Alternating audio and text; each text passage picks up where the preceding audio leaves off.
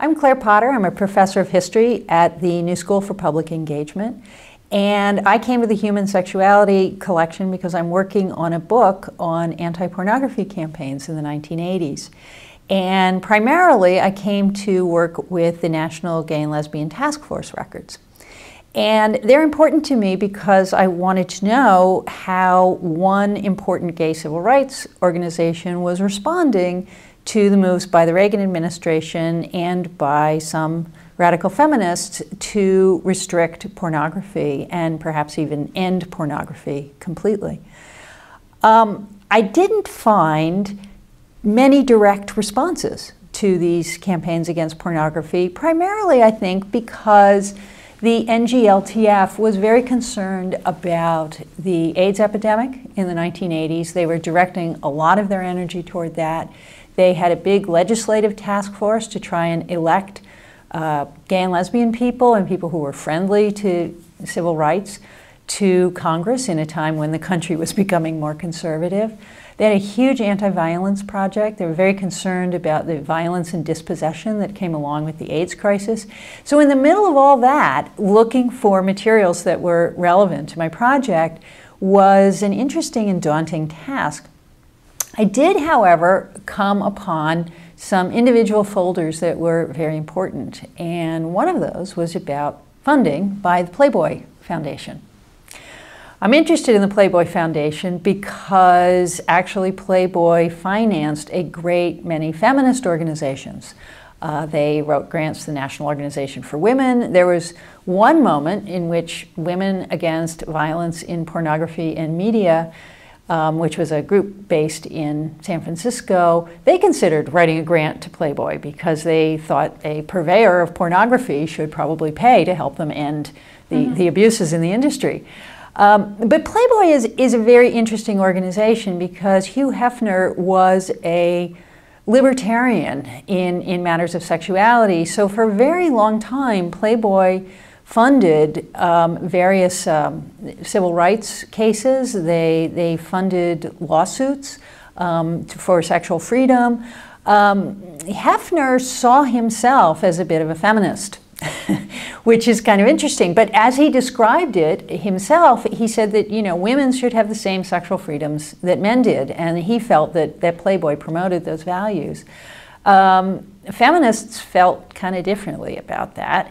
But actually, and I can get to the collection now, which is an enormous collection and very interesting and reaches out in a number of directions. But the kind of thing I found, for example, was that when the National Gay and Lesbian Task Force, which was then the National Gay Task Force, decided to write a grant to the Playboy Foundation, the first thing they wanted to know was who else the foundation was funding. Okay, so that's the kind of thing you find in an archive that is really valuable. Playboy, of course, doesn't really let people into their archives very often. They're a private company, so they don't have to. There's one graduate student I know who did get into their archive, but it's not easy. So you can find the kinds of things that you want to know from Playboy in a collection like this, because the Gay Task Force was in fact writing grants. So here I have a list of not only all of the groups that the Playboy Foundation was funding, but some lawsuits that they were funding, and they're broken down into the categories of things the Playboy Foundation was interested in. So here we have, for example, one marked censorship, First Amendment, all right? And there's 1, 2, 3, 4, 5, 6. There's 10 organizations that they're funding in First Amendment cases. They are funding what they call general civil liberties. This includes groups like the ACLU, all right? They gave $50,000 to the ACLU in, let's see if we can find the date here, 1981. That's actually a really important thing for me to know because the anti-pornography feminists that I'm studying accused the ACLU of being on the side of the pornographers.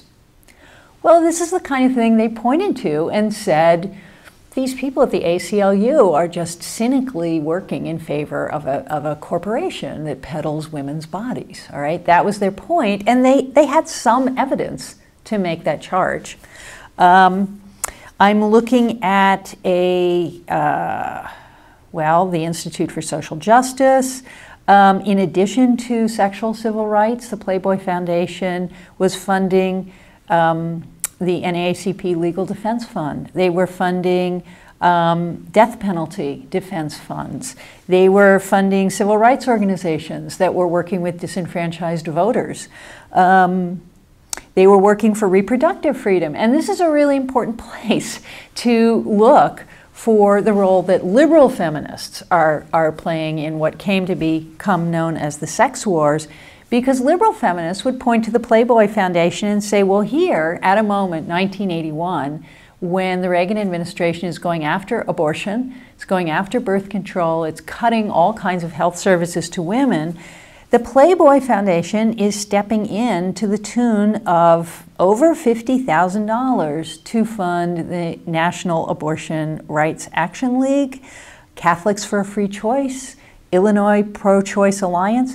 So here we can point to, Playboy funding something that becomes a core legislative issue for feminists, particularly the National Organization for Women, as they're rebuilding after the Reagan election. We also have a whole section here labeled Women's Rights. Okay, that points us not just to what Playboy is funding, but to a whole set of other organizations that I really have to look at when I think about the anti-pornography argument that's being made, that it violates women's rights. Okay, they're defining women's rights in one way. There's a whole group of organizations that I'm now aware of because of this one document that are defining women's rights another way. So, I mean, this is just one example of what you can find in this collection, and it speaks to the history of the National Gay Task Force, but it also speaks to a whole set of bigger issues, one of which, of course, is my interest in anti-pornography campaigns.